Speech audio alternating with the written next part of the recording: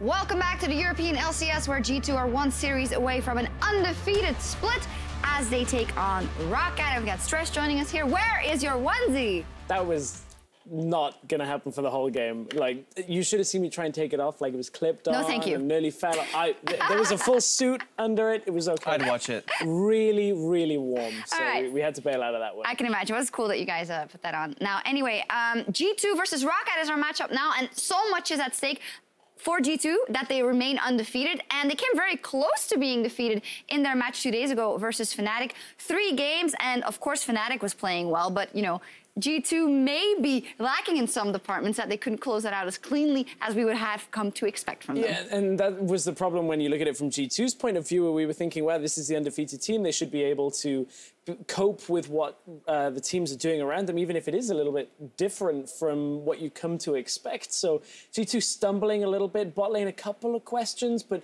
overall, I'm not too worried about G2 after that kind of shaky series. Yeah, I think it's good for a team to get kind of put to test, you know, if you have a mid-game where you're behind, learning how to shot call. Again, you want to practice these mechanisms. Fagan was talking about it yesterday on the desk, how in games that don't matter as much, you want to put your players on champions where they fit a similar role of where you need to improve, right? If you lack engagement, then you really need to put your key players on engaged champions, similar to G2. If you lack maybe mid-game shot calling, I don't think they do, for what it's worth, but then if you get behind, it's still good to practice those routines, like when we're behind, how do we play? How do we play it around losses?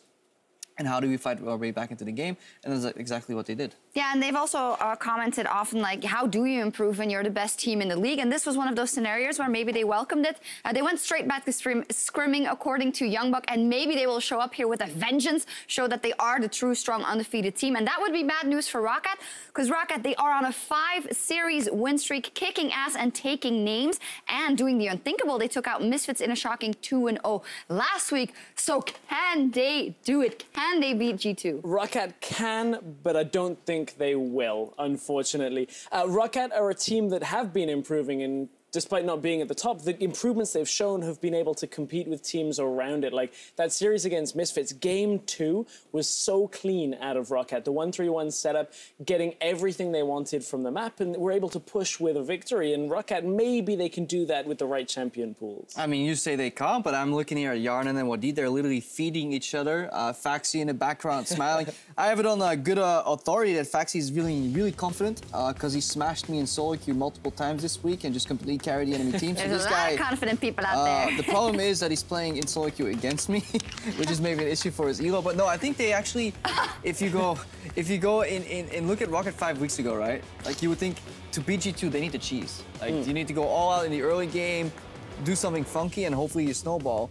I think ROCCAT right now, they can try and just play the same game, and they might actually end up better on the day. Maybe not every single. If you go 100 games, they will maybe win only like 20 of them. But it can definitely happen today. I think if they get their picks and bans that have looked solid for them, the Gnar for Faxi, whether it's the Swain, the Vlad for Betsy, on top of that, maybe that's where the 5-0 series streak can compete against the 12-0 series streak. It's all about win streaks today.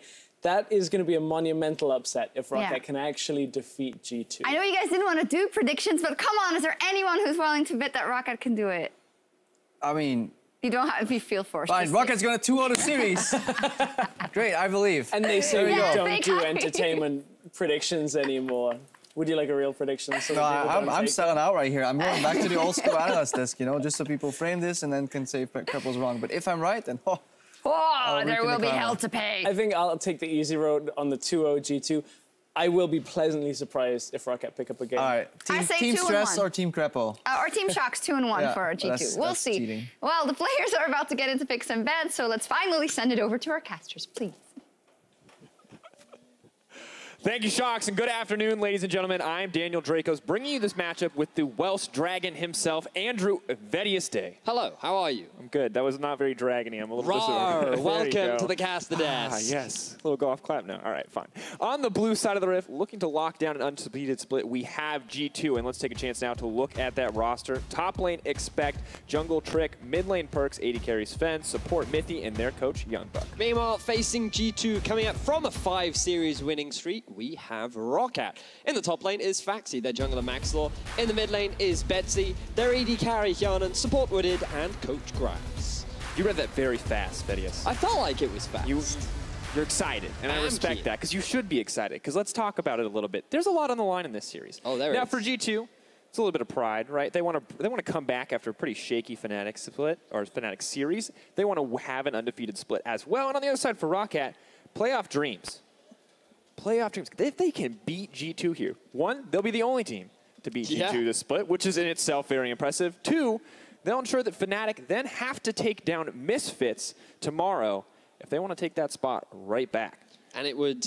Now, at this point, it isn't all in ROCCAT's hands. They are reliant on how well Fnatic do in their final series. However, it does increase the chances. And for a team that was yet to pick up a series win for so long throughout the split, to then go on to a 5-series winning streak, let us see if the boys in blue can make it a 6-game winning streak.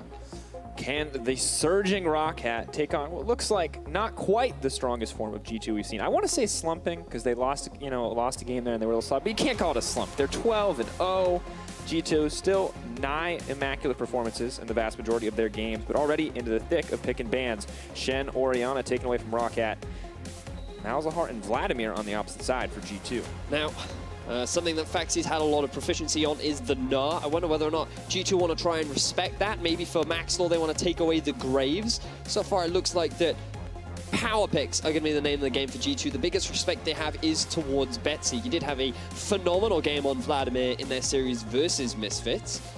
But it will leave a fair number of junglers available. Graves is up at the moment. A number of AD carries. Ezreal and Ashe are up too. Ooh. All right, Graves. I was getting excited. I thought he was going to take it away. I thought we might see some of that action, but nope. Sticking to the tried and true, the powerhouse in the jungle, Graves himself. But ROCCAT firing back quite quickly with some picks of their own. Lulu now paired with the Rengar in the early game. And I always enjoy watching Maxwell play Rengar. I was fortunate enough to play against him when he was only a Rengar one trick.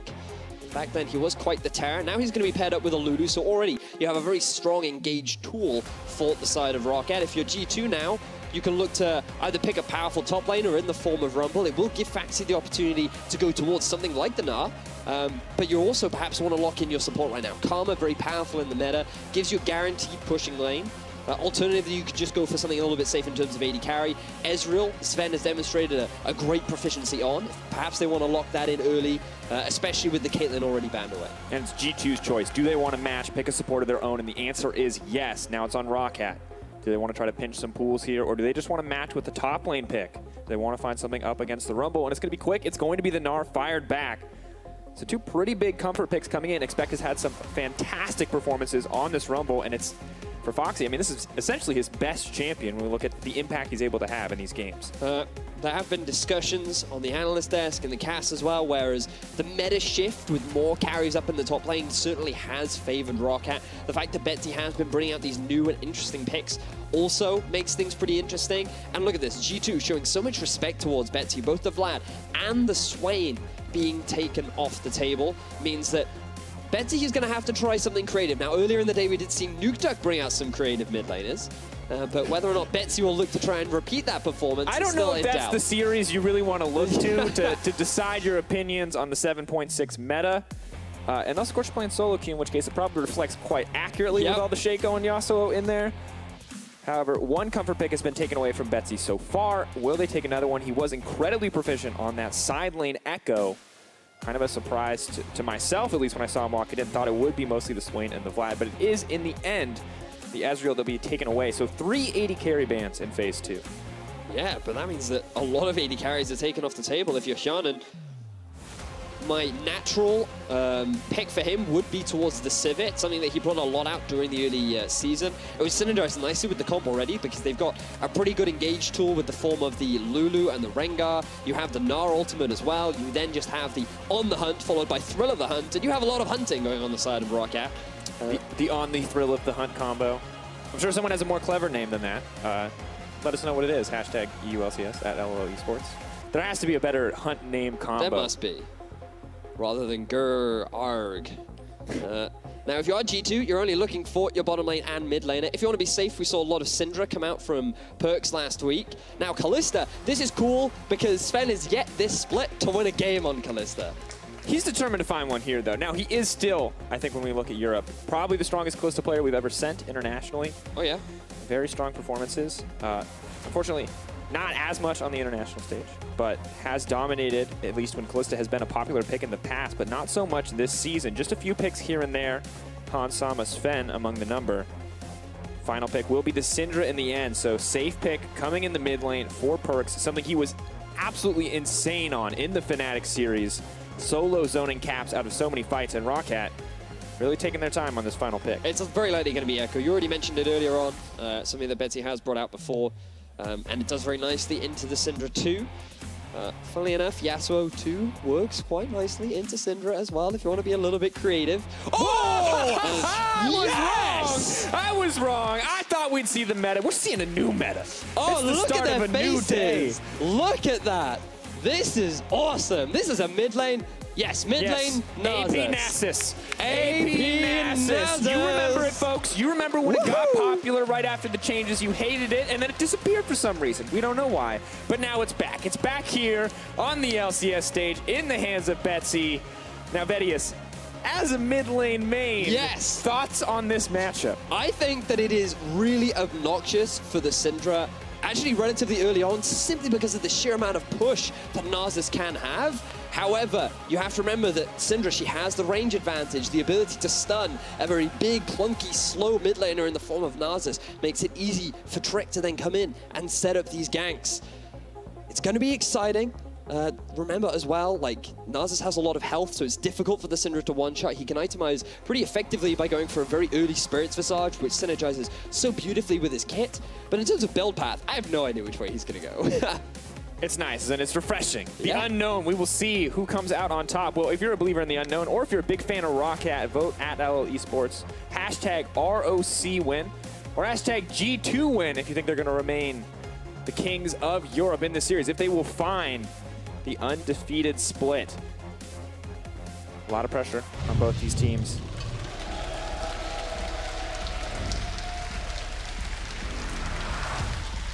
But here we go, ladies and gentlemen, getting ready for game one. The final days of week 10, counting down, playoffs all but locked, but ROCCAT, the team looking to change that with a win here against G2 Esports. And it's time for game one. There was such great banter on Twitter as well. You know, you saw Perk saying stuff like, wouldn't it be the greatest April Fool's joke if we lost to ROCCAT? Well, the joke's on you. We're going to destroy them. And then Max Law comes back and he was just like, yeah, we'll see who'll be doing the destroying today, mate. That doesn't sense. That's how the British speak, okay?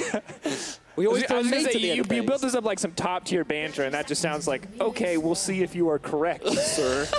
Like, yeah. All right, well, let's focus in on the game. We have, I feel like, 4 known quantities on the side of ROCCAT, and while we may not quite understand exactly what the Nasus is going to bring to the table outside of wave push, let's talk a little bit about what this ROCCAT comp is looking to do.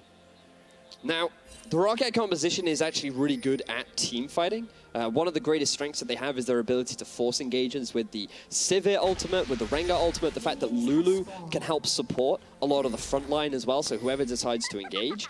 You also have to remember, there are a lot of squishy members on the side of G2. They are running what is effectively a 5 carry lineup with a lot of off-tanks. Trick will get to natural a lot of resistances from his kits. Expect is going to be building slightly off-tank because he'll get a lot of HP from the build path that he chooses to go for. But rather than that, like, this is a very squishy lineup, which means that when you have all of these really strong engage tools on the side of ROCCAT, it could become very difficult for G2 in the mid-game to really prevent ROCCAT from forcing a lot of their fights. But what G2 do have is really potent lane strength. Kalista and Zyra, very powerful duo in the bottom lane. Syndra, known for being dominant during the laning phase, and the same goes for Rumble. So if G2 are going to get any advantages, it'll be within the first 10 to 15 minutes of the game. Have to see if they can get some. Nasus already grabs a small advantage for himself as he does manage to steal away 1 Raptor from Trick. Not a massive factor here, but a small XP advantage for Betsy means he will get the fast level 2, and the pressure's already coming out as predicted. But Perks, with the level 2 of his own, trying to respond, at least for now. Vedius, when we look at the bot lane, outside of, if we ignore the Lulu and the Zyra and we just talk about the Sivir and Kalista, this feels like the bot lane meta of days past. Yeah, Sven was once famous for bringing out these carries like Kalista and Lucian, if you give him the ability to make the outplay, then he will make it. And in the past, Kalista used to be a really good pick into Sivir because of how difficult it was for Sivir to spell shield things like the Rend.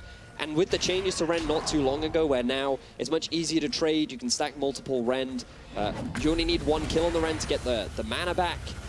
It makes trading against the Sivir all the more easier. The one thing that that the Kalista will lack early on is the ability to push hard, which is what you are seeing from Hjarnan for the time being, just constantly shoving in this bottom wave and making things a little bit obnoxious.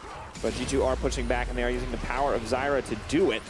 So the lane mostly even at this point. Both teams battling it out. Nothing really happening quite yet.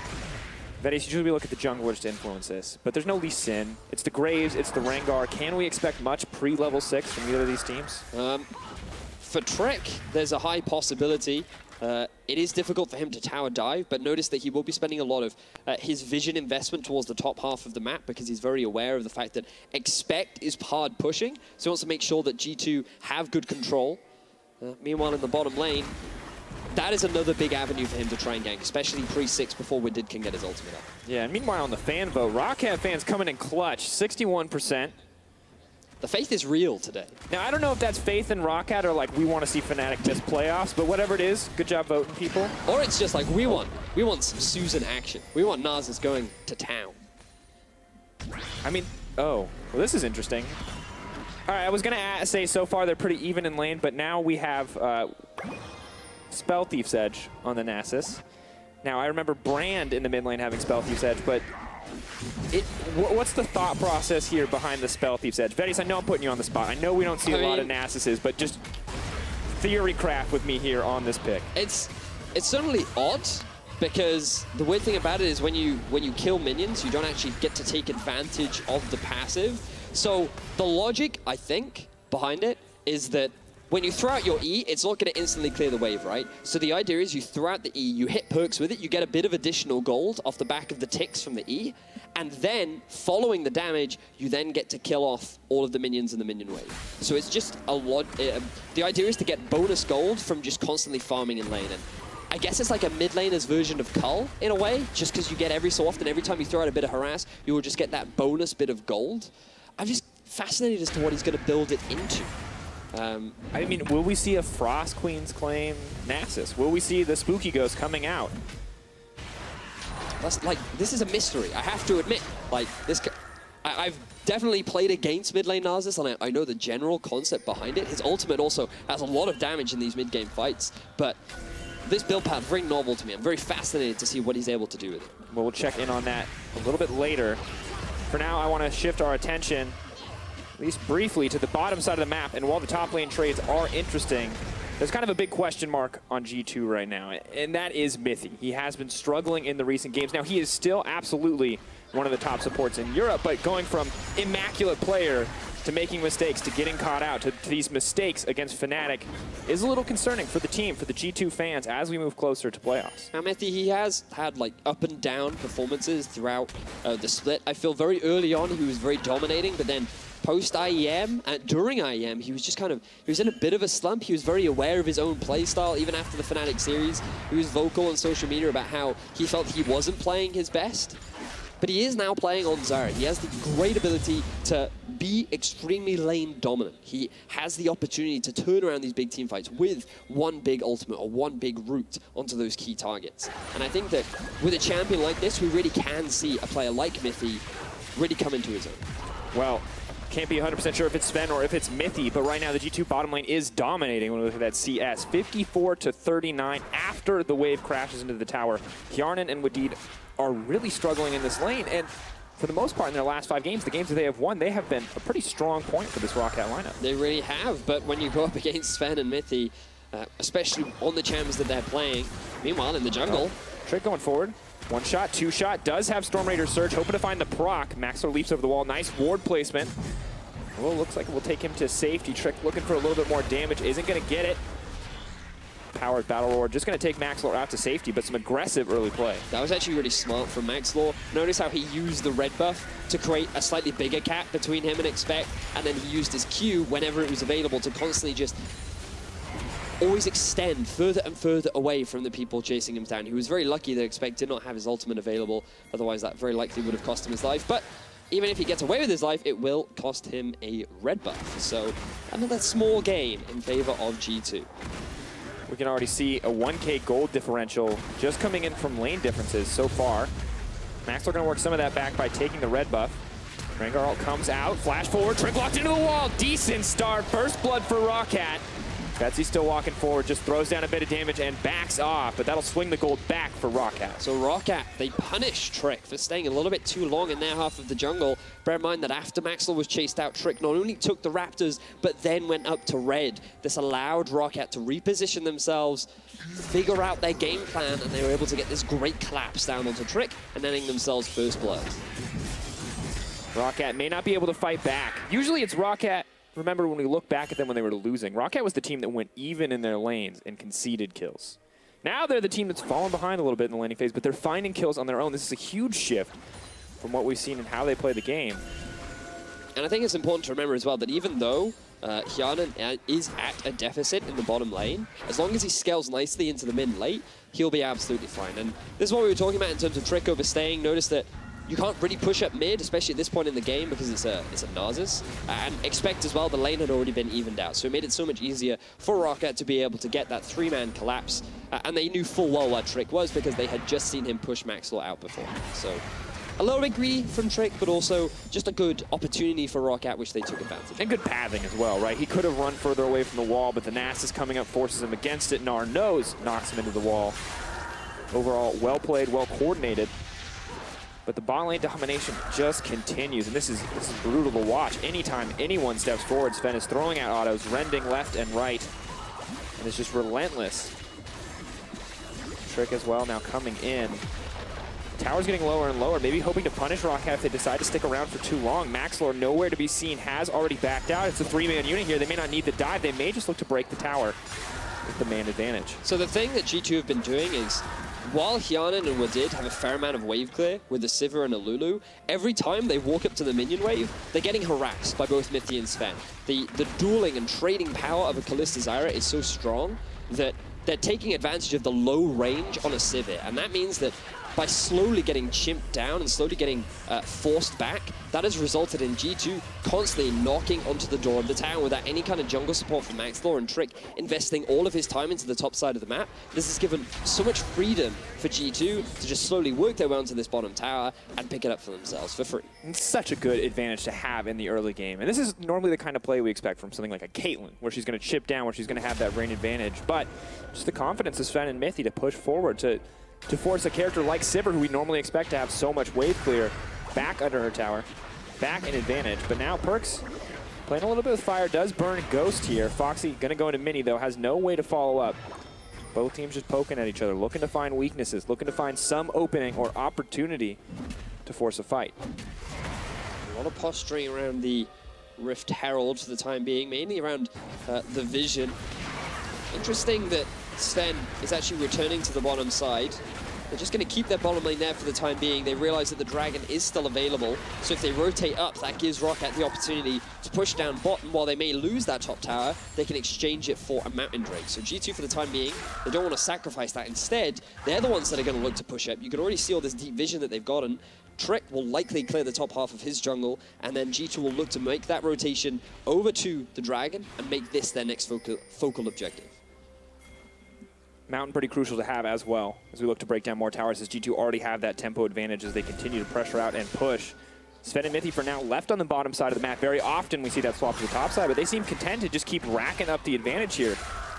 It's a pretty brutal spot to be. Sven has already gone back and got a Blade of the Rune King up against just the pieces of the Essence Reaver on the side of Hjarnan. He's actually skipped it over even getting his tier 1 boots. But now we can see both teams posturing around this objective. This will probably be a big point to fight, and G2 have to be very careful. Remember, we talked about how the big advantage that G2 can gain is during the laning phase. They've successfully done it down in the bottom lane. Top lane is fairly even. Mid lane has a very small advantage as well. And G2 now need to try and utilize this bottom lead that they've gotten across the rest of the map. And if they just blindly go towards a Drake, that's going to result in ROCCAT having a bid window where they can claw control over the game, because we know how powerful their team fighting is. We know how easy it is for them to force a team fight. And so G2, they're just being smart, they're being patient, but they can't wait too long. Otherwise, ROCCAT's comp is going to scale up and they will be able to take control of it. But it feels like we're still pretty far away from that breaking point. So G2, maybe we need to see more aggression, but it's not immediate. It's not right this moment. They have time to play with, but it has to be on their minds, right? We have to be seeing a lot of setup. And right now, that's likely what they're going to be doing, is they look to try and fight for these control wars that ROCCAT have already set up. Yeah, the battle for vision, so crucial, so often underplayed, I feel like, from a lot of teams, but not from G2. They know they want this before they start any fight, so they can force the fight on their terms, not risk walking face first into that ROCCAT composition. They can't just dominate any team fight, the Gnar, the Nasus, and it would be brutal for Sven to walk face first into that Wither. Very quickly, I want to mention that you can see Boots' swiftness picked up for perks. This is really good into Nasus because of the Wither, a really powerful slow. Those boots will actually mitigate a lot of that and will make the laning phase a little bit easier. Anyway, going back to the Dragon, G2, they have control, and right now they're looking to take it for free. Mithy killing that ward all but confirms suspicions for ROCCAT, though. They're knowing that this one is going to go down, but Betsy's collapsing. Maxlor's still alive. Perks, has he overstayed his welcome? Mithy trying to block off the choke. Betsy running forward. Fate's call takes him to safety, but the spears are coming in. The shotgun bolts as well, looking to lock up Betsy for at least a little bit of time. Here comes Expect. All goes down, not going to connect. ROCCAT walk away unscathed, but Mountain Drake goes to G2 and the tower may follow, but Betsy says no with the wave clear, buying at least a little bit of time. Really good execution from G2. We talked about how they needed to be calm, but they also needed to be proactive. And notice how they were just very gradual with their vision. They didn't try too hard to force it. It was very slow and patient. They took one ward at a time, and then when they knew that the river belonged to them, then they moved towards the Dragon. They didn't try and rush it down. They were always aware of the positioning of ROCCAT. It resulted in a clean objective. They didn't lose any members, and it almost resulted in a fight that G2 were actually in a better position to win. So that is how you play around these Dragons, and this is why G2 are the best team in Europe, because they really understand how to utilize the strengths of their comp and at what point in the game to do so. Good to see, taking steps now to the undefeated split, taking steps to secure at least this game one. G2 Esports, you can see 16 wins, 2 losses with leads of 15 minutes. Of course, don't really lose very often at all. So, but what does stats mean in the face of ROCCAT, Dracos? Like, you could tell them that they don't have a hope in hell of winning. And then what's a stat to a Nasus mid? Exactly, right? To a Frost Queen claims Nasus mid. Tell me about it, Vedius. I mean, it's a little weird. I mean, it gives you a lot of mana regeneration, which is great. The CDR is good. It'll help you stick to your targets, right? Like, sure, Nasus is pretty easy to kite. He's not running Ghost. Often when you did see him top lane, he used to be the Ghost plus TP so that he could better stick to those annoying and running away top laners. So it will help with that. And it's the same sort of idea that we were talking about earlier on, which was that when you throw out the harass, you will get gold from the passive first, and then you clear the minion wave. But it's unique, that's for sure. I expect him now to build like the Spirit's Visage. I feel like Spirit's Visage would be really good on him, especially with his passive, which does give you lifesteal. But for the time being, a lot of mystery still on the cards. Yeah, a lot of mystery for the Nasus, but tower trade going in favor of G2 in the meantime. So while we figure out what is going to come from this pick in the mid lane, what it is going to amount to, G2 are unconcerned, continuing to press their advantage. ROCCAT even back off the tier 1 tower, so not even a tower trade. G2 just going to look to get a 2 for 0. I don't think they have the creeps to do it, but Foxy maybe hoping he can find an overextending G2, maybe hoping his team can force a fight. Look at the positioning of Mithy, though. He realizes that ROCCAT could come for a flank, so he positions in a way that will deter any members of ROCCAT trying to get this collapse down. He can use his plans to zone them away. He always has the threat of the ultimate, but now ROCCAT, they want to go on the offensive. Frost Queen's claim. Maxlor, Thrill the Hunt comes out, goes down. Nice pickup coming in from Maxlor. And there it is. The speedy, slowy Ghosts. They catch down onto their target. They make it easier for ROCCAT to be able to find these picks, but they are still at a deficit. So while it's great for ROCCAT and they can get themselves a kill, just look at the positioning of the map. Expect he pushed that minion wave all the way up to the tier 2 and down in the bottom lane. ROCCAT, they were not able to get that tier 1 in the bottom lane, and they took a chunk of damage from their own tier 2 tower in the top half of the map. So sure, G2, they might have lost a kill, but in terms of pressure and control over the map, they are still by far and away ahead. And we keep coming back to this, but the scaling in favor of ROCCAT is the thing that they are holding on to. G2 has the advantage. They are moving better around the map, but ROCCAT has that inevitable and terrifying late game. And a big component of that is Betsy. We check in on his stacks in the mid lane, about 135 last I checked, growing as well. So behind schedule for all you Nasus one tricks out there. I know you like 100 every 10 minutes or better. Okay, it looks like Betsy's actually going for a Luden's Echo next, which means that will add to his wave clear.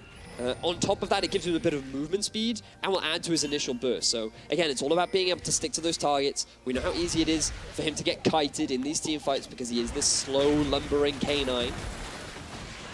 But for the time being, it's taking them a long time to reach that point. And G2, they're fully taking advantage of this. They're really utilizing the strength of their composition at this point in the game. And they're always moving in, looking to get vision, playing around these objectives. But our Expect has been Betsy goes in, Faxi flashes over the wall.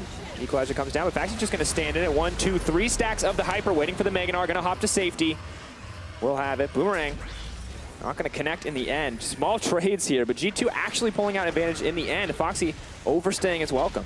Betsy, because he was forced to go through the river, he couldn't come back the way in which he wanted to, which resulted in more chip damage coming down onto this tier 1 in the mid, which is the main focus for G2 Esports. Now, it did result in 2 top laners trading their flashes, but given the laning phase is largely over, it's not the biggest deficit. It's going to have more impact in these mid-game fights because now Faxi's not going to have that opportunity to flash in and get that big multi-man Nair ultimate off.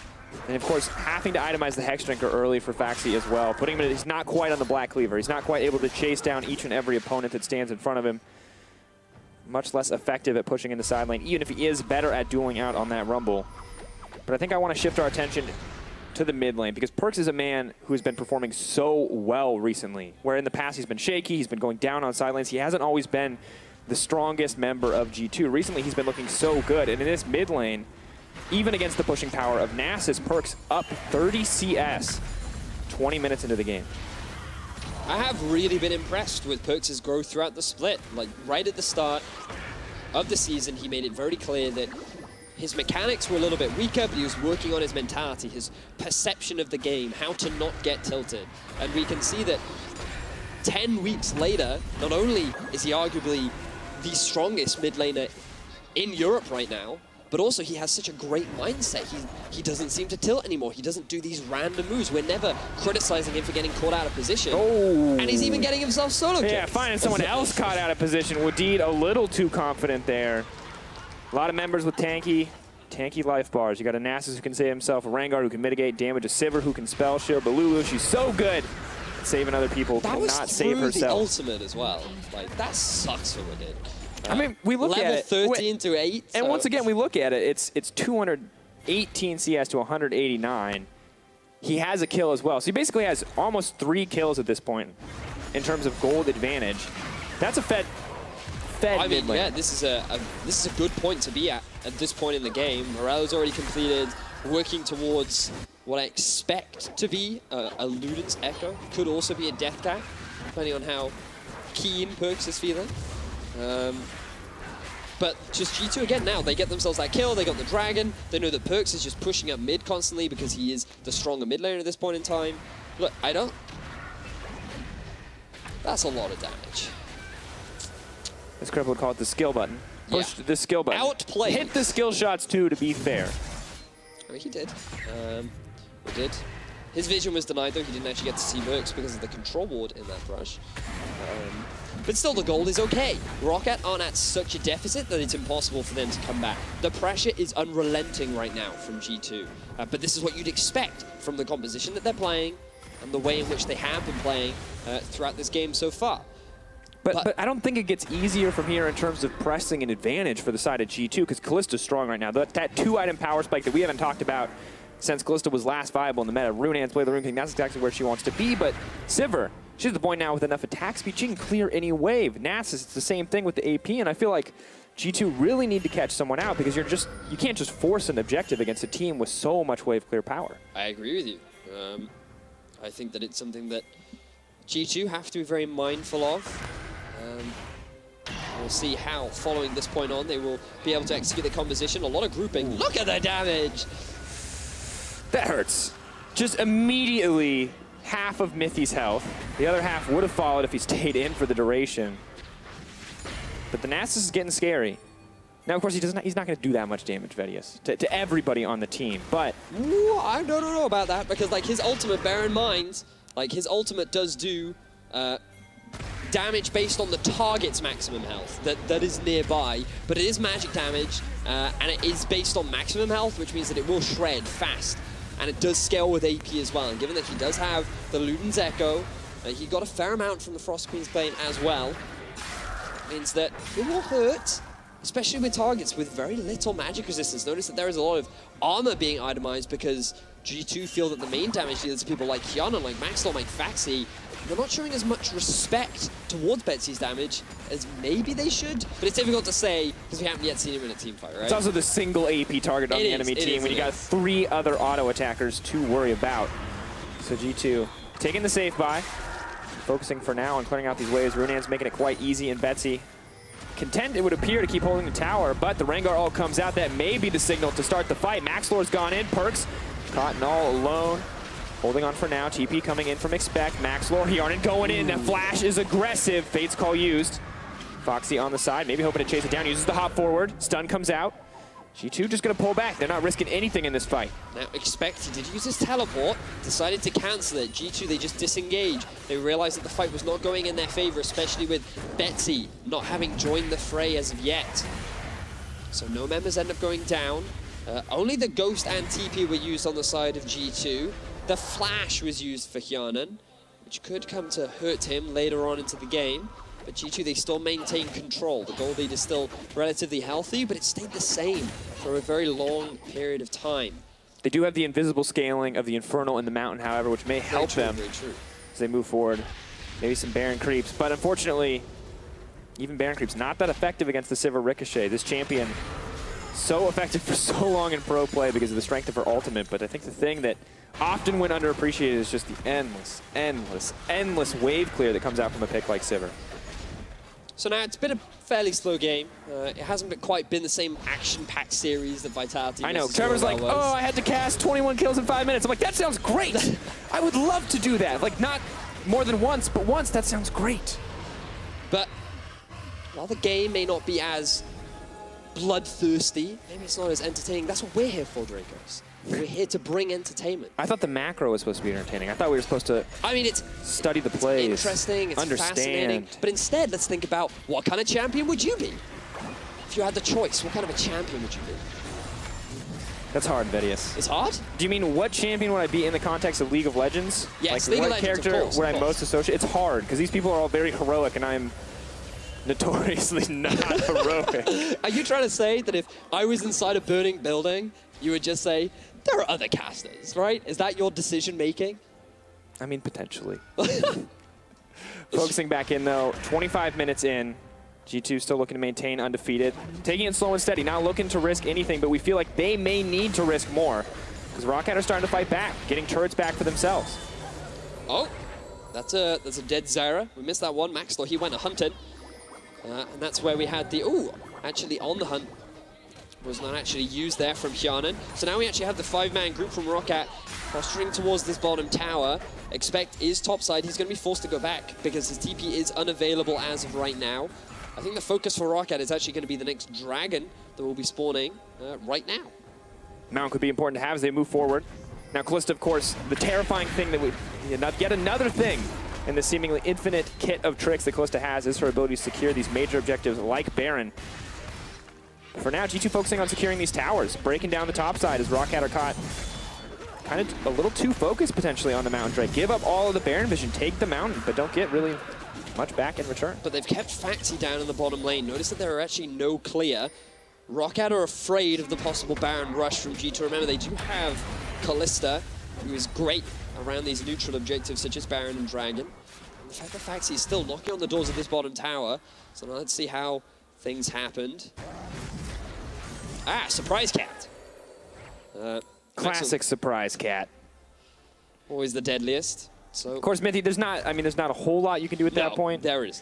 Tempting to ward his jungle. He could have flashed, but there were still brushes available for Oh, there's no getting away. Yeah, so he just decided to save the summoner spells, accepted his defeat. Yeah, sticking a little closer to Sven now. Will have the Fates Call to save him if any occurrence needs it. Sven not really any tools on the team to keep him safe and healthy, so he's built himself the QSS. Maybe looking to keep himself alive as they move forward, but Hjarnan, he's approaching that 3rd item point. Not quite the 4 items we have from Sivir as that infamous win condition, but still all too lethal as we move further in the game. Slam looking at itemization. ROCCAT well on their way to completing 3 major items. It looks like the Betsy's actually going to go for 3rd items, Leandries, to get that additional burn. Really going towards hitting people with lots of HP, it seems. A lot of damage over time abilities. Hunt comes out. Maxlor buying a little bit of time, trying to hop to safety, but he's caught in the middle of the team. Mithy's pulled back and safe for now. Maxlor's going to get cut down. That's the shutdown. The fight pulling back for a brief moment, but Expect is on the side. Paying some attention down. Betsy dishing out some damage of his own, but both teams backing away. ROCCAT just going to accept defeat in that instance. A lot of the focus in these fights has gone towards Mithy, and every single time Sven has been there to pull him out of harm's way. That could have been a 1-for-1 trade, but I feel like ROCCAT's target focus really needs to shift, because Mithy, he got everything down. He didn't even need to use his exhaust in that exchange because he was pulled to safety. He didn't end up losing his life, whereas Maxlor did. Now with the jungler gone, with good vision control around the Baron, G2 are actually in a prime position to move towards that objective. Interesting choice, but it's so hard, right, against the Kalista. I think maybe not comfortable playing against this pick, maybe too eager to hope they can catch Sven off guard, but he's always eager, always ready to pull Mithy back if necessary, but doesn't even need it in the end. However, for now, pause. We will update you as we get more information. Maxlor has paused the game. But for now, things look pretty good for ROCCAT, right? We can say a G2 3K gold lead, and this is huge for G2, and G2 are definitely in control of the game right now, but they're playing on a timer. They're playing on a clock. They've got a couple, well, they got like 10 minutes until ROCCAT are terrifying. But at the end of the day, can ROCCAT even out-execute when it comes to finding those fights? Can they force G2 to fight on those terms? Because it's still so difficult to deal with the Syndra. So difficult to deal with Sven as he is kind of relentless in these team fights. It's just chasing down weaker targets. That's the big question really for ROCCAT, because while they definitely have been on an upswing, there's a lot of debate around like how good are they as a team? Like, are they actually really one of the top contenders? And sure, like, given your recent performances, you've definitely shown a lot of growth, but now you are going against the strongest team in Europe. And even though you have a good team fighting composition, you have to remember the fact that G2 are a good team fighting team. So even if they don't have a comp that's built for it, they still know how to play around these team fights. They still know which targets to focus. Their communication is very clean. We've already seen how many times Mithy has been saved. And it's something you always have to factor in, sure. Like when you look at from a compositional perspective, if you assume that both teams are equal, this team should be able to win out. But when it's ROCCAT versus G2, even if you do have a team fighting composition, can you really expect them to be the better team fighters than the legends that are G2? It's so rough for these guys, right? And it's so crucial too, because they went from, hey, we might be the worst team in our group, we may be going to relegations, to, hey, we are safe from relegations, to, oh my God, we're winning everything. We can take Fnatic out of playoffs. Massive emotional roller coaster for the side of ROCCAT. However, in the meantime, just waiting. Players eager to get back in. We eager to get back in as well. So I have been updated. It is Maxlor, just a graphical issue for the time being. It is currently under investigation, and that is the reason for the pause. So as soon as that is updated, we will return to our regularly scheduled broadcast. Okay, you got to say it. That's like the TV thing that everybody wants to say. Yep. And maybe not. Probably many better things to say than that. It's now been ticked off my bucket list. But for the time being, G2, they currently sit in a lead with about 2,500 gold in their favor, 48.2k to 45.6. Only 5 kills this game, but in part I think it was also an expectation, largely because of the way in which both teams actually care. As you said, G2, they want to have their undefeated split, and ROCCAT, they want to have that chance. So not quite as crazy as our first series of the day. Well, for now, I mean, we look at this game, we look at this series. I feel like if we had two compositions that were better in the mid game or both better in the late game, we would see teams more fighting more frequently because they'd be even. I think we will have more fights, though. I think oh, definitely as we get later. It's going to come. Once ROCCAT are comfortable, they're like, all right, we got 3 items. We got 4 items. Time to dust off, time to focus up, time to get into those fights. But for now, it's just G2 who are focusing up. However, as league officials investigate the problem on stage, let's head over to the analyst desk to take a look at the game so far. The Thank you very much. I know you don't want to see us right now, but, well, you know, gotta live with it. Speak for yourself. Speak for yourself. I've been waiting to see stress all day, you know. Aww. They are investigating the issues currently on stage, so that does give us a chance. You guys stop flirting, please. That does give us a chance to look at the pick and ban a bit more in depth, and for your point of view as well. Stress, maybe walk me through this. What was the most surprising factor? I think the most surprising factor is the Nasus at the end of this, which is the easy statement, but it goes in with what we've come to expect from Betsy as a player. It's a tanky, wave clear focused mid laner that can delay the game, stall, and will this time become a side lane threat. This is more towards the Echo than the Vladimir that we've seen. This is a lot more about controlling one of the side lanes. Nobody's going to be able to kill him later on in the game, so it fits his champion pool well. So talk to me about the matchup specifically, Crepo, and the build, and what exactly it does for Nasus. I mean, matchup, he's still going to be pressured in early. Like, Nasus is like this annoying wave clear champion in E, but he does give up the priority early. The casters were a little bit confused of, like, where's the spell this coming from? Because it is actually very kind of canon and core for an AP Nasus to build that item, because he needs something else other than Wither to get 2 people. So he definitely needs the ghosty effect from Spell Thieves. And he wants to rush it as fast as he can, because while you're sitting on tier 1 and tier 2 of the Spell Thieves item, you don't actually get any gold. We saw it, you know, he earned 100 gold from poking enemies up until the point where he finished it in the Frost Queen's Claim. But then it becomes really annoying to play against, especially if you factor in G2's composition. Like, they're playing 5 squishies, you know, no front line. We've seen how hard it was for Mitty to kind of play into that Nasus. Exactly, and the way the pattern goes, we were talking about it, you were enlightening me that it's you put the E down after the Spell Thieves, then you catch them with the Wither, you run up to them, cue them, that Wither, and the E's been ticking, and suddenly no health left. And that does so much damage in team fights, as well as the ult. We haven't even factored that in. And he's getting to the disgusting point where you actually hate him, because now he's finishing Liandry's. So you have both the Liandry's and the ultimate shred effect, which are based AP spell effects. So once this guy pops his ultimate in a team fight, he's going to go up to quite a annoyingly high HP of that ultimate effect of Nasus. The problem is you need to focus him, but it takes a lot of cooldowns to focus as Nasus. And you don't really want to, right? Because it's quite annoying. The problem is if you don't, he's going to shred your team down. So the only reply to do so is actually to kite him in the team fight. But then you need to be very aware of the E cooldown. And if you're not used to playing against AP Nasus, this can definitely kind of throw you off guard. And that could definitely happen to G2 later in fights, because so far it's been very calm. So we need to see how the first team fight ever plays out. Yeah, it has been very calm, but I feel like Mithy's only given up 2 deaths to that specific scenario, and one of them was to Maxlor. Yeah. And in the third case, we already saw Kalista was able to pull him away and pull him to safety. So I kind of feel they've already figured it out, which adds another layer of difficulty to ROCCAT. I mean, this might not be the case, but I feel like they're not falling for the trap. I think a lot of this comes from the fact that G2 got an early game lead, specifically from bottom lane, with this Kalista into the Sivir, and that means ROCCAT have never been able to go out on the side lanes and then come back in. And unless you ever get out to the side lanes and get some of that time, what ROCCAT are trying to do doesn't really work. Like, it can, and as you said, teamfight damage can be massive, but if G2 are too far ahead already, Nasus is going to be a little bit behind that curve. Yeah, definitely. Nasus wants to play on a side lane, right? But this is, like as Stress pointed out, they're kind of stuck in a gridlock. Not a big fan of the Sivir pick in particular, because it loses very hard versus Kalista, because it's impossible to time your spell switch versus Renz. Eventually, they got pushed in. They lost their tower super early. So I think any of the blame should be put on the Sivir pick and not on the Nasus one so far. If that was a Varus and the mid game was a little bit more even, they could put Varus mid.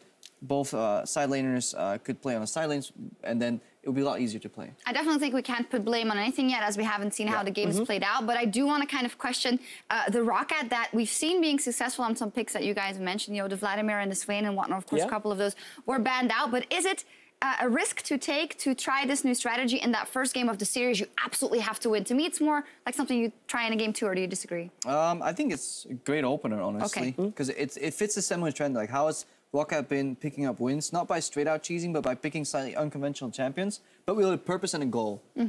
And this Nasus seems to be working, because especially against this no tank comp from G2, every time they're slowly setting up their front line, somebody's eating this first tick of the E from Nasus, and they're immediately like disincentivized to move further. If they can keep their vision locked up, all ROCCAT need to do is win one convincing fight. They can go to Baron and the game can be over. And not only that, if they can stall this Nasus, the wave clear that comes from his kit, the Sivir, if you buy enough time, without a frontline, Sivir will switch on later on into the game. And if ROCCAT can hold G2 to like a 40-minute game, then those team fights are even more deadly. Yeah, because you're so busy looking at this Nasus the entire game and its damage, but late game, like, you'll just forget about Sivir, and that is the problem. So if Nasus can buy enough time for them, then Hjarni can actually carry these late game fights. Yeah, we'll see if that happens, and it seems like they seem to be banking on that a bit, as they know that they can do that in the late game. So if we look at G2's composition, you guys touched on it already. You said it's actually quite risky one to run. And is the lead that they have now enough? It's kind of what they call often like an SKT composition, where it's not necessarily risky, but it's much harder to execute, because obviously the game is much easier when you play with a tank in the top lane. Right. G2 could have snowballed more. I think we have like a replay of an invade early that actually puts them behind a little bit in terms of pressure that they needed to snowball. Yeah, I think when you look at this composition, there are a few teams that have successfully done it. Here is the replay you were talking about from Trick. Yeah, so this is like Trick going into the enemy jungle. He actually pokes out Maxor. Is this later? I think this is the second. Or does Maxor just go around and alley-oop? Because eventually Trick ends up dying here. Yeah, I think this Trick does end up dying on this exchange. It's as he's coming back out, I think Maxwell has enough time to recall and come back. Here's the second phase of the play, where, off the recall, only a couple of seconds later, Trick doesn't quite have the vision on where Maxwell is coming back into the jungle and overstays his welcome. An uncharacteristic mistake from Trick, the fact Faxi beats him down, Nasus runs up from mid, and This is really beautiful flash, because like Perks is ready to react, but look at Betsy and Faxi kind of joining in. This is the ROCCAT that we see more. These guys are working as a team. Yes, they deal with the initial invade. I think if that invade goes right, ROCCAT are actually under a lot of pressure.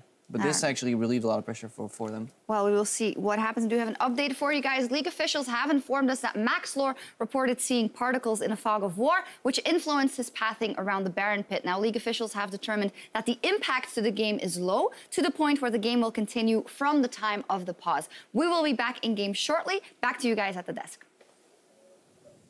Thank you very much, Shocks, and the rest of the desk for breaking that down a little bit for us. Talking a little bit more about the AP Nasus. Of course, Crepo, no stranger to it, as it was played a little bit in high solo queue towards the start of the season after Nasus got that major rework. Spoke a lot about how infuriating this pick is to deal with. It's always been annoying. Like it's the other thing that people often aren't even aware of is the fact that his E even reduces your armor, right, while you're sitting in it. So like right now, he's going to reduce 40 armor of the targets that sit inside it. So when you've got all this additional AD in the form of like Sivir and Gnar and the Rengar as well, like, and I mean, it makes sense why you're getting all these extremely early armor boots, right? Like, definitely makes a lot of sense. But here it is, ladies and gentlemen, back from the pause, game 1, G2 versus ROCCAT. Now, for those of you just joining us, you missed a small fight, and Maxlore died. And now here we are in a game where G2 are eager to find a larger advantage, maybe a Baron, maybe break down some of these towers, because ROCCAT have the good old cane of inevitability in the hands of Betsy and the slowly stacking Nasus and Sivir. And it's going to be a rough road for G2 if they can't close this one out quickly. Yep. So we've talked a lot about how the scaling for ROCCAT is always very promising. There's that fantastic team fighting power they always have available to them, and they are working towards those 3 item spikes, which are the big swing factor in favor of ROCCAT because of how well their team does scale.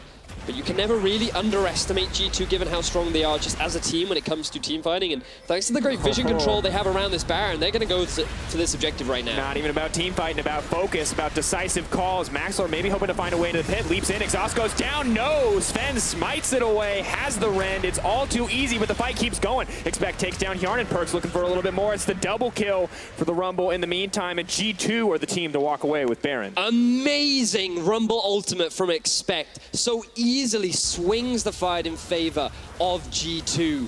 The fact that they just decisively go straight towards the Baron, they nuke it down, they know that they have Kalista and the Smite in order to guarantee it. ROCCAT, their only options are ready to go for that 50-50 Smite battle. Well, it's not even a 50-50 against the Kalista exactly, if it's played right? Like, there's no option. But they had to go for that gamble. That was ROCCAT's only option, and G2, they played it too well. They knew the strength of their comp. They knew that they could secure it without any real fear of Maxwell being able to steal, and the Baron is going to make it so much easier for them now to siege onto these towers, and the wave clear will be significantly less effective. Starting to push in their waves for now. The majority of the team will back off, maybe spend some of that newly acquired gold, but this is the explosive play we're hoping to see from G2. Insanely confident as we take one more look at it. Maxlore, just desperation. You can see the rest of ROCCAT, they're not close enough to be able to get the steal. Maxlaw was hoping that perhaps an early Rend would come out, or maybe an early Smite that he could gamble on and take away. Unfortunately for him, his Smite ended up being too early, and that made it even easier for G2 to be able to get the secure. And then that Rumble ult from Expect to land onto both Hyun and Anwar did as they were escaping just demolished them. They were in such an unfortunate situation that they could not get out of. And it's rough. It's rough for ROCCAT. You cannot afford to get caught out like that. And Hjarnan, while he can, in theory, get so much damage under his belt, be a massive late-game threat, that equalizer lives up to its name. Makes him even with the rest of everyone else, makes him so easy to take down, and now G2 just continue their onslaught on the bottom side of the map. Maybe hoping to break open an inhibitor here. ROCCAT, they try to find a fight. Equalizer goes a little bit wide, and Hjarnan's doing his best to clear out the creeps. Tower loses about half health, but for now, nothing else. No major flanks. He did use his ultimate, looking for a possible engage. And there was this one ward you can see just towards the Dragon area for ROCCAT that they could have used for a Faxi flank, but decided against it. Instead, G2, they just take themselves a tower, and they back away. So again, G2, they're playing this calm, playing it calculated, not trying to be too rash. They know the possibility of ROCCAT's composition enables them to be able to come back in these fights if G2 don't play it properly. Betsy on the side. Does have Faxi as well. Sven has to be careful. Don't want to be slowed up. Maxlaw the one in trouble. Expect goes over the wall, finds Maxlaw, takes him down. Crisp Rumble play so far. Foxy sees him over the wall, but G2 are just splitting up. They're stopping ROCCAT from grouping, and ROCCAT, they have a tier 2 tower on the bottom side in their sights, but G2 may respond with something of their own in the mid lane. Expect using the blast cone to get the flank down onto Maxlaw as he ended up getting nuked out by Perks. While ROCCAT, they do have positioning on the bottom lane. G2, they still have the Baron buff. They have a minion wave in mid lane. And their eyes are on the inhibitor. Everything they want from that exchange. Take down Maxlaw, still look to get more. Trick goes forward, though. Let's see what else he can get. Turns into a little critter. May get healed up. Is Mythy going to get the heal down in time? He will. Wadid, is he going to be next? Down comes the equalizer. Trick. Up goes Faxi, and down go the dreams of ROCCAT. In this game one, it's all too pretty to watch. And meanwhile, in the mid lane, the hits just keep coming because Sven and Perks, they're breaking the base. They have everything they could have wanted. ROCCAT lose 3 members. An inhibitor goes in the favor of G2. And they are styling on ROCCAT right now. Very impressive performance from the G2 squad. So good to see, so good overall to watch. From the side of G2, we had questions. They were playing it slow, and for the G2 fans, they had to be worried. But it comes to the late game, and G2, they take some risks. We can't lie, but it pays out in their favor in the end. And you can see the power of Trick. Level 16 Graves. He'd already completed 3 of his major items. And while he does lose his life at the very end there, the major part of his job had been done. He's able to get himself a 2-for-1. And just a straight-up outplay. Feeling himself impressive. A little too much. You know, It's like, all right, I've already outplayed 2 people. I can get a 3rd for sure. So it hurts his KDA a little bit, but still very impressive. That is a big Baron power play. G2 knowing exactly how to utilize it. Now they have all the freedom in the world. Sure, ROCCAT, you have a great team fighting composition and you can stall for a while. You have a lot of wave clear available to you. And I mean, G2, they can just divide and conquer. Just look at the number of people who are going to use those Infernal Dragons that they've been building up. They're going to use all the gold they've stacked up. You got the Rumble, the Graves, the Callista, the Syndra, 4 threats on this team. And while we sometimes think not having a tank can be so hard to play with, when you've got this big of a lead, every single member of G2 can just take out 1 or 2 people that stand in their way. And I love seeing teams experiment with this full damage lineup because it is very difficult to execute and does rely on a good understanding of how to play the early game. But we have to remember that all these advantages came from Sven and Mythy in the bottom lane, just dominating over Hyun and Anwar did. And it's great to see the way in which G2 utilize that advantage across the rest of the map. You do have to wonder, like, will they be able to net those advantages in other teams? Will they be able to, thinking about playoffs, will they be able to rely on Sven and Mythy to be able to build them a lead big enough in order to play a very similar style in the future? And how much of that is ROCCAT drafting a weaker bottom lane in the early game? So you can see G2 been in control of the game from the start in terms of gold. Once again, we continue to give the scaling advantage over to the side of ROCCAT, but how much longer is that really going to last? Because the gold lead just continues to grow. 8K advantage in the favor of G2. 2 Infernal Drakes, both teams with a Mountain Drake to match. And now another pause, hopefully a brief one. Once again, we'll update you Looks like Maxlor, once again, the source of the pause. We will keep you updated as we find out the issue. In the meantime, Vedius, I feel like G2 took some risks. I think ROCCAT took some of their own, picking this really late game scaling composition. They're trying new picks in the form of Nasus. And as Shox was saying earlier, we can't call it yet. We can't say that either decision has been bad because the game hasn't ended. But for now, it looks like G2 may have made the better choice, picking such strong, aggressive lanes. They had a good understanding, knowing that they would be able to build a big enough advantage down into the bottom lane. But looking at their draft, like they very early rotated in the Zyra. With all of the AD carries that were banned away, G2 expected the Sivir ban to come out. And then they realized, right, okay, if we force him onto a Sivir, we can get ourselves the Kalista, and then we're guaranteed a winning bottom lane. And the fact that G2 played around the draft, anticipating the picks to come out from ROCCAT is what enabled them to guarantee this bottom lane advantage and then swing it in their favor. So I think that it is just smart decision-making coming out from G2 and good preparation up against ROCCAT. Definitely. And, of course, an update on the pause. It looks like the client did crash for Maxlor, so there is a PC restart. However, once that happens, once he is able to get back into the game, we would continue, assuming there are no other outstanding issues. It is easier to play League of Legends when you have a client. It does make the game, I would argue, just that bit easier to play. You understand the client? I mean, the part that I'm talking about is the game itself, right? And then nothing actually works without it. You got that? That was the joke. I wasn't sure. I wasn't sure. I have to let you know sometimes, Vedius. We talked a lot about taxes and adult responsibility today. And I was like, what is a tax? Turns out they're expensive. That's what they are. It's a rough life, adulthood. Yep. Slow, steady process. School doesn't prepare you for the hard truths.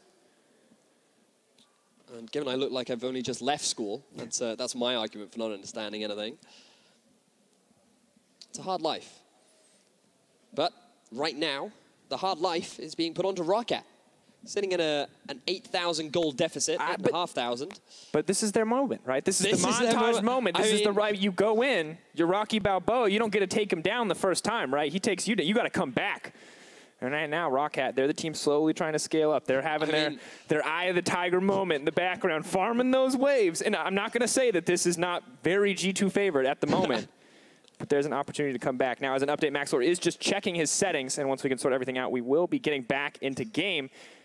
And it looks like it's happening right now. So here we go, ladies and gentlemen. Once again, I've said it so many times, but it's game one. And remember the stakes. So high for the side of ROCCAT. And for G2, it's all about pride. It's all about prestige. They've already secured themselves that first seed, but they want to secure themselves the undefeated split. No team has taken them down yet in a best-of-3. Will ROCCAT be the first? Can they potentially unseat Fnatic from the playoffs? For now, it's looking a little grim. And while I admit, yes, you are correct. There is the late game possibility for ROCCAT. I can hear Eye of the Tiger in the background. It's always a possibility. But I feel like in this situation, Rocky has lost his left arm, and it does make the fight a lot harder, especially when there's a 9,000 gold in favor of G2. We've already talked about the double Infernal Drakes. I like how you stuck with the metaphor just as long as it was convenient and then abandoned it immediately. Yep. And now G2, they're starting to group up. Could this be a 5v5 fight that we have been waiting for throughout this game? Not going to be a fight over vision here, although we have seen that much more recently. ROCCAT scrambling to hold on to what they can. Another Baron potentially on the table. Pressing out the mid lane. Foxy walking into the layer of Expect. Perkz hoping to get something. Burns ult onto Maxlor, doesn't find much. Foxy runs in onto Expect, hoping to solo zone him out. Wadid can't help with the chase down. Equalizer used defensively. ROCCAT have to be careful. Foxy goes in. Gonna keep the damage coming. I don't know if he can kill Expect quite yet. It's a very slow burn. Massive shield from the scrap shield. But meanwhile, G2 are in the top lane. The fight doesn't even matter. Top laner's looking for the 1v1. G2, the team looking for the inhib. Now Maxlor trying to find an entrance in. Spooky Ghost not available quite yet. Maxlor gonna leap forward. Out comes Redemption. Nothing else gonna be committed. G2 just pull back unscathed. Foxy gets snared up. Decent damage comes in. TP coming in from Expect. Will they be able to turn this back? ROCCAT, have you overstayed your welcome? For Maxlor, the answer is yes. Betsy, decent damage on the first tick. Hjarnan running back for his life. Has 3 items under his belt. Can do good damage. Betsy No Spirit Fire quite yet. And this is the great team fighting from G2 that we talked so much about. The fact that they knew they had the positional advantage to just rush down through the top lane. Maxlore and Faxi, they were stuck in the river. They were trying to deal with Expect. And sure, he used his ultimate, but so did Faxi. That risk of a Faxi flank coming in was so low that G2 just felt confident enough to just run it through top lane. They get themselves an inhib, they kite backwards against the Nasus. They know that if they're just patient, they can wait for that overstep from ROCCAT. It arrives, and then the TP flank comes in from Expect. With Maxlore dead, it makes it very, very easy, swift transition over to the Baron. And another advantage gain for G2. And you can just see, this is the point at which they overstep their boundaries. They realize they cannot keep committing to the chase. And it's just worth praising how well G2 executed this fight overall. They knew, just keep kiting back, don't commit to the full 5v5, because that is what ROCCAT wants. And instead, just wait for that small window, get the kill down onto Maxlore, and reassert dominance over the game. And you look at how hard it is to fight when you're this Nasus, when you're the Sivir, when the fight doesn't start on your teams, when there's 4 members barreling down on Hjarnan, and Betsy knows if he walks in, they immediately turn to kill him. Hard to execute these fights, even harder as the cold lead continues to grow. 75.6 to 63.4. Elder Dragon up next, and should be easy for G2 to take with the power of the Callista. But still having decent damage from Betsy and Maxlore. Maybe able to find a flank, finds an engage onto Trick. Maybe look for the power. Bola does land, but Equalizer stops the fight for now. Now Sven going forward, flash in, keeps going. Marshall boys! That is huge damage, but Betsy, he can't get another auto attack. Ren comes out, gets taken down. There's another one, rack him up for Sven.